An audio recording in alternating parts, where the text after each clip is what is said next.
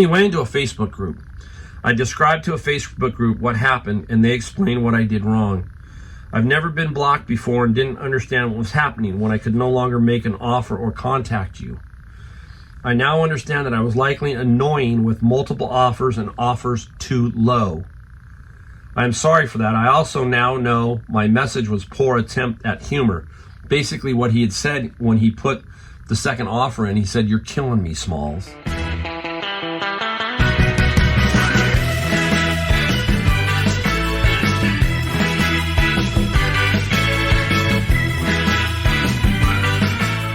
Hey everybody, Mike, Golden State Picker in the garage. We're making a video today. It's going to be a lot more about a little bit about eBay, some Amazon, all that kind of stuff at the beginning, because I've got some people asking questions and there's some issues that I've run into, and I like to explain how I handle them, because I handle them differently, all that kind of stuff. I want to talk about that. I'm going to show you very few things that I've sold and a couple things that I found that are interesting, some books that I found, because I haven't shown you some books that I put into Amazon FBA to show you what's going on there. So we got a lot to talk about in this video, and we're going to get right into it. And basically, the gist of this one is I'm kind of getting tired of something with eBay. It seems to go in streaks, and what I mean by that, you might not get any for months, major, and then all of a sudden you get a floodgate of all of this happening. And what it is these major lowball offers. It's like, the economy, inflation, all of that, and they seem to just jump out of the woodwork and think that every seller out there is just going to take my offer, right? And it's frustrating. Now, before I get going, yes, there is a setting to prevent those lowball offers on eBay. I understand that setting. I don't use that setting. I have 1,400 items. I don't want to put it on every single one. I don't want to forget to put it on one. I don't want to have a mistake on one. So I choose to deal with the offer. I also like to see what they're offering on, that kind of thing. So I want to see, because I think if it's automatically declined, I don't think you get to see it. I want to see what's working. So that's another thing that I like to see. And then sometimes they are pretty close. They might have two items combined, all that kind of stuff. But it's frustrating. We are getting a lot of them. And one thing that really irritates me is when I put my store on sale, which I just did, and let's say I had an item for 100 and it's now down to 80, and then somebody comes in and goes, "I'm going to offer you 40. Either they're not paying attention or they're just being foolish. So I'm going to drop basically 60% of my price to make this sale. I mean, it's common sense. That's the thing that's frustrating, is there doesn't seem to be common sense from a lot of these potential buyers. I don't even know if they're buyers. Some of them are scammers, right? We know. We've been in this long enough. We understand. So that is driving me crazy right now.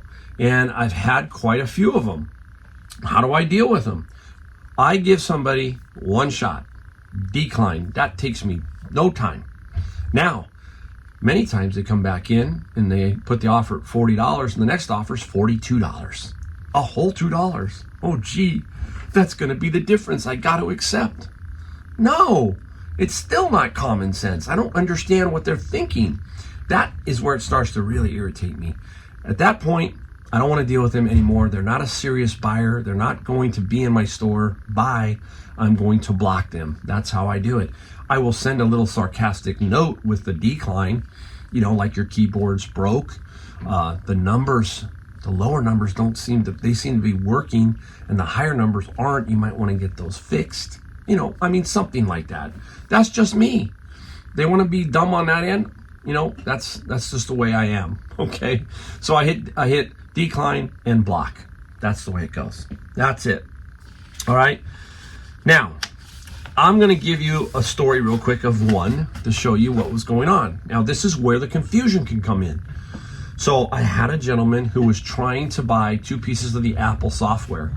One of them, he had a pretty decent offer because it was only like $22. So it wasn't a whole lot of money. And he offered me like $18.95. So that one was fine. Now another one, he was way down. I had put it on sale. It knocked it down to $69, whatever it was, $69. He came in and offered me $35. I declined it. He came back in at 32, okay? Like I'm going to jump on it. No. At that point, I sent a note to him. No. Boom. Canceled him out. The crazy thing is all of a sudden, about 5 minutes later, I noticed that both items sold. The Star Trek one and the other one both sold for full price. And I was confused. I knew what was going on. I thought, I know I blocked him. What happened? Well, he used his son's account on one, and he had created another account to do the other one. So he was now doing 2 accounts for 2 purchases. And I was like, wait a minute. And the new account had 0 feedback. I'm like, well, how could this be? So anyhow, at that point, I've got it. They purchased it, okay? But I didn't care, because what I did was I went in and canceled him out as address undeliverable, something wrong with the delivery. I don't care. At that point, that's what I did. Basically said I'm done, okay? And he knew, and here's what I'm thinking. I think I'm about to get scammed, or I'm about to get 2 negative feedbacks, or something along those lines. So you've got to be really careful. But he ends up sending me a note, okay? After all this was done, he sent me one that I ignored. Then he sent me a second one, and this is what it said. I just wanted to say I'm sorry. I believe I now understand what I did wrong. He went into a Facebook group. I described to a Facebook group what happened, and they explained what I did wrong. I've never been blocked before and didn't understand what was happening when I could no longer make an offer or contact you. I now understand that I was likely annoying with multiple offers and offers too low. I am sorry for that. I also now know my message was poor attempt at humor. Basically what he had said when he put the second offer in, he said, "You're killing me, Smalls." That's not cool. So you see what I'm saying? That's why. When he started to say that, it just didn't sound right, all right? He said, "I'm sorry for that. I didn't know eBay had a blocking feature. So subsequently, nor did I know creating a second account to circumvent that block was a violation of eBay policy. I know that now. I am sorry for that. I now understand that my actions can be perceived as a scammer or just someone in general who might have troubles you might have troubles with. I didn't realize some of the scams people do and how sellers are sort of left on their own to try to protect themselves. If you have read all of this, I appreciate it, as I really don't like making people angry or upset. Well, at least not unintentionally. Thanks." There you go. So that's what I was seeing, that this guy was a potential scammer, or there was going to be what? Potential problems with a negative, all kinds of things was bad here. So now he realized what he did wrong, but I still not selling to him. That's just me. I'm not going to do it. That's how I roll, okay? Now, the other thing that's frustrating and you got to be careful with here is when especially if you're new, because you're not thinking sometimes, you're getting offers and you're jumping around. Media items, CDs, books and stuff. Now I'm talking about big lots. Let's say a lot of 50 CDs, because I had somebody who came in and offered me on 3 CD lots. I created some 50 CD lots. I weigh them prior, and I know exactly how much media mail is going to cost, because it doesn't matter. If you do media mail, it's the same price in California as it is to Florida, period. So let's call it $13, whatever it is. $13, $13, $13. That's going to be $39, okay? I'm going to have to ship 3 different boxes. That's just the way it goes. This person offered me, the items were $50 a pop, offered me the lowball offer of $25 a piece. And then he has the guts to say, "Hey, will you combine the shipping?" What? You see what I'm saying? It's like they just don't know. So you got to kind of educate them. So I educated the guy on that one. I said, "You just got to understand how media mail works, sir. It basically is this. It goes by weight. So combining the shipping on those bigger items, it doesn't help me or you, okay? Now, if you have 2 albums or 2 small books, that kind of thing, yeah, you combine those and you can deal with that. But on bigger shipments, be aware. Don't make the mistake of thinking, "Oh, I'm going to combine it," and you just drop the ball and you forget. Very, very bad. So be careful, be careful. All right, so we got that out of the way. Now, I'm going to answer a couple of questions that some people have asked me on some things, and I want to go over that. All right. First off, someone asked me, will I ever teach? They come in and they say, hey, will you take money from me and help me? No, not right now. I don't do that. I think that there's plenty of YouTube videos out there and plenty of resellers and people like me that you can really learn to do this, okay? I didn't pay anybody. I just learned it and used my overall knowledge of life and what I've seen around me to make a go of this, all right? Yeah, there's some frustrations along the way, but if you can come to me, I will answer your email or your comment or try to help you in some way, shape, or form, but I don't feel it's my thing to teach you that way where I take money from you. Not yet, okay? Now, you got to keep that open for down the road. Maybe 4 or 5 years from now, maybe I would change my mind. That being that I'm still young at reselling. I'm 4 years in, and I'm still young at YouTube. I'm young at everything when it comes to that, and I feel I'm not quite yet there. And when I get there, I'll let you know. I'll let you know maybe I was going to do this and really offer some good value. So that could be down the road. But right now, no. I really believe that if you just follow a bunch of YouTube resellers, get out and move your feet around and start looking around and start slow and build it, you will be successful, okay? So that's kind of how I feel about that one. Some other people ask me, I get some sometimes, do you do collaborations? Will you sell this and I'll split the profits with you? Locally only if it happens, okay? That means you have to be where I can go pick it up, that kind of stuff, where I can ship it, not where you ship it to me, then all that kind of stuff, I won't deal with that. It had to be somebody local, and I do have someone local, Mary. She's been very good, and we both have been very happy. She sends me some stuff occasionally. Well, I should say she sends me, I go get it. But she does a lot of the work for me. It helps me, so it's a good little collaboration, and we've sold quite a bit of stuff. So yes, I will occasionally, okay? If I turn you down, it's not because you don't like your stuff. It's just that I'm too busy or something like that. I do have picker friends who are in my network who will sell me stuff, who will help me when they see something in a store. You've seen me talk about that over and over on my videos. You see me explain how that works, and that's part of what you should be doing, is building relationships with other pickers and other people with the business card and all that. And pretty soon, they're going to bring you stuff. They're going to make a little bit of money, and then you resell it, and you make a little bit of money. And that's how that works, all right? Now, some people have said, hey, Mike, what about storage lockers? What's your take on that? I've bought one storage locker, paid $50, and I made, I think, probably $600 to $700 so far.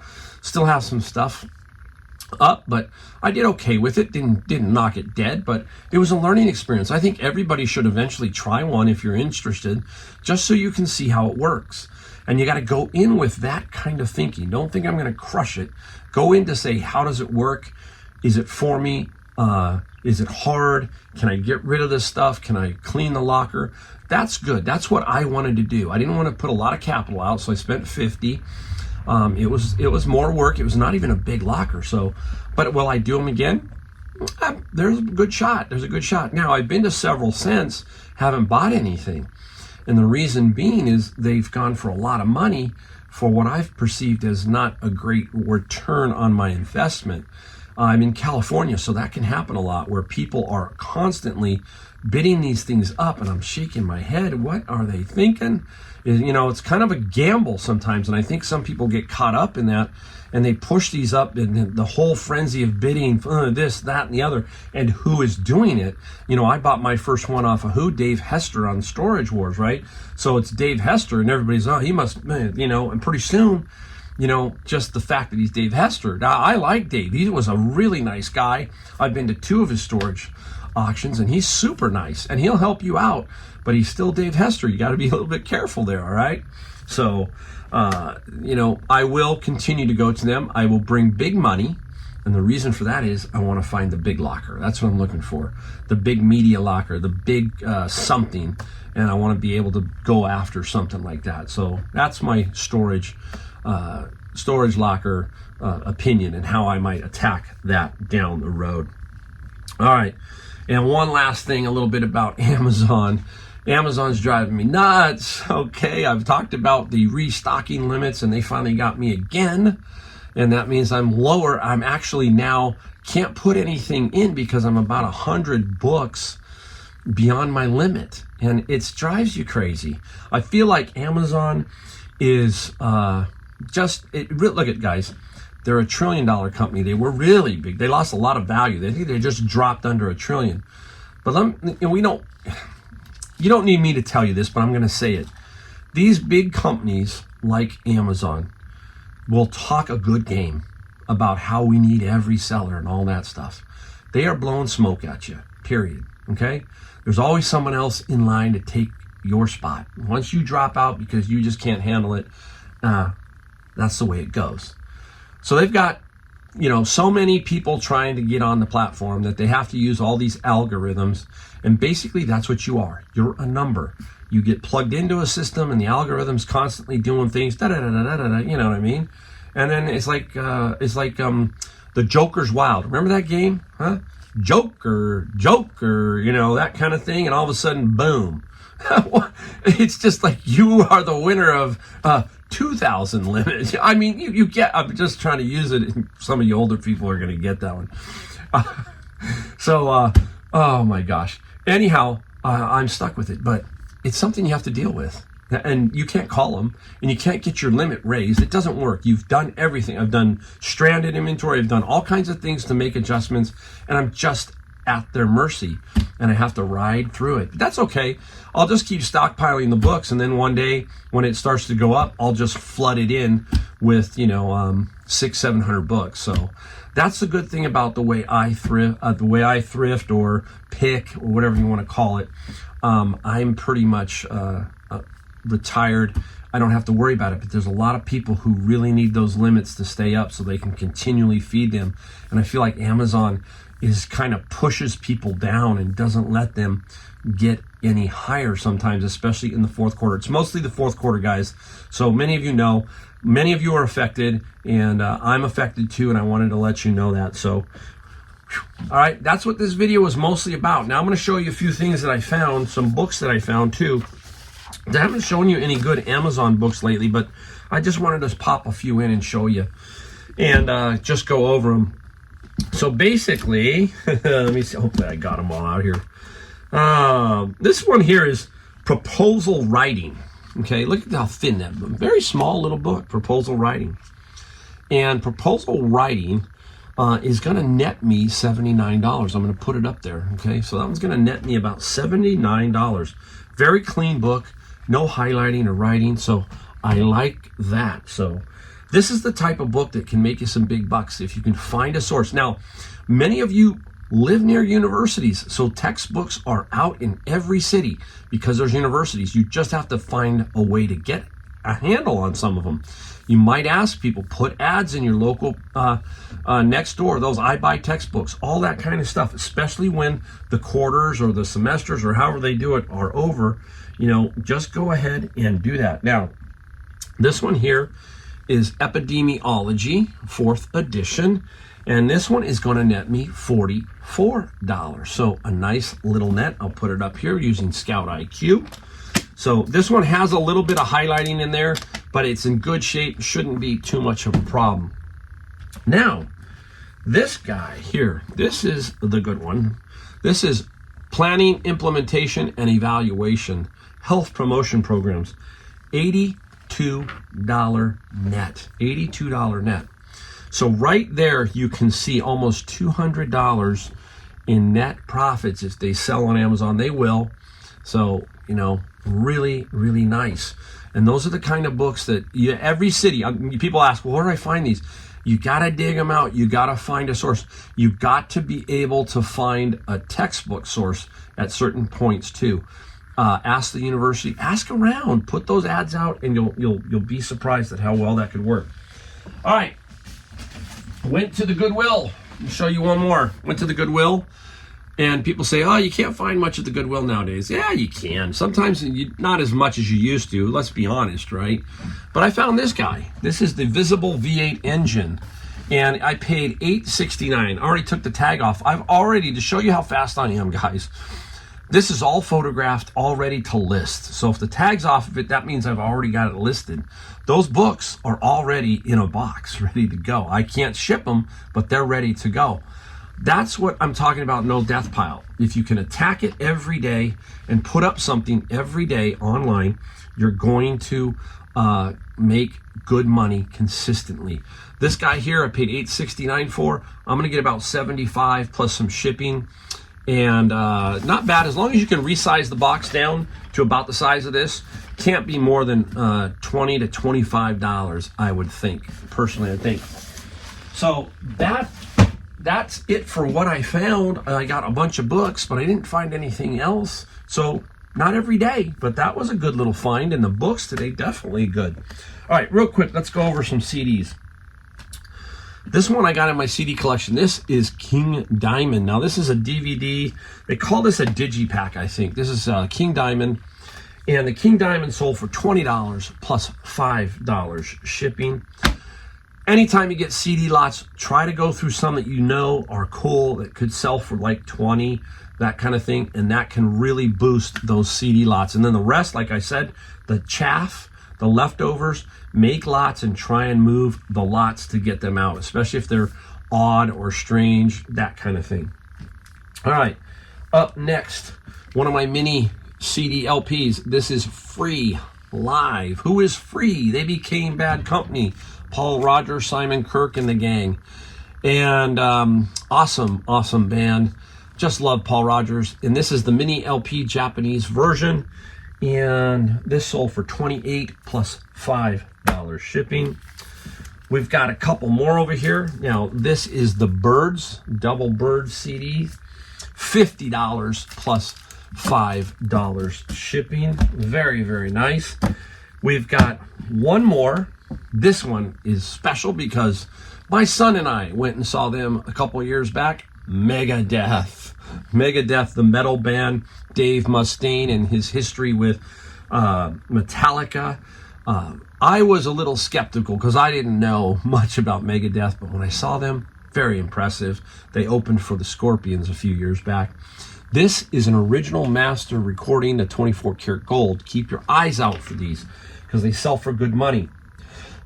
This one sold for $42 plus $5 shipping. $42. It's brand new. Was in a CD lot. Now, you gotta look for them, but on the end, it's a little tricky because when you see them, sometimes they're stacked in rows at like Goodwill and stuff, and they're hard to see. Something you can see down here is this MSFL. That will help you. That's a master kind of recording because you can't really tell. Whereas up here, you see the gold bar, original master recording. So it's a little tricky, and that's why they miss them, okay? And they don't know, and that's why you can find stuff like this at Goodwill and other thrift stores, garage sales, everything, all right? Keep that in mind. All right, I got a couple more I'm going to show you, and that's it. 2 albums, Y and T. And they both sold for, do I have them on here? Got it better. Y&T sold for $33 plus $12 for both of them, for both. And who is Y&T? They're in my area. That is Dave Manichetti, the guitar player. And Dave Manichetti is from the Gilroy area, which is the Gilroy Garlic Festival. The Gilroy is the garlic capital of the world, okay? Occasionally from where I'm at, when the winds are right and the garlic is up, you can smell the garlic all the way up here. So Y&T, great band. A lot of fun to watch Y&T. I saw them when I was younger. One last item. The train set. It sold. Remember it? It's upside down. There it is. The train's, is it upside down? I got the train in upside down. But there's the train set. And this guy finally sold. It sold for $275 plus $60 shipping, going to Arizona. So the offer was, hey, it was adjusted, I believe, and I'm going to make a couple bucks on the shipping. I have the box for that. You hear me talk about that all the time. Make sure you have the box. It helps. It does help. I'm looking around, make sure that's everything. There you go. That's everything. Little interesting, different. Not as much what we found, what we sold, but hey, a little bit of information at the beginning of the video. So many thanks. See you in the next video, guys. Thank you.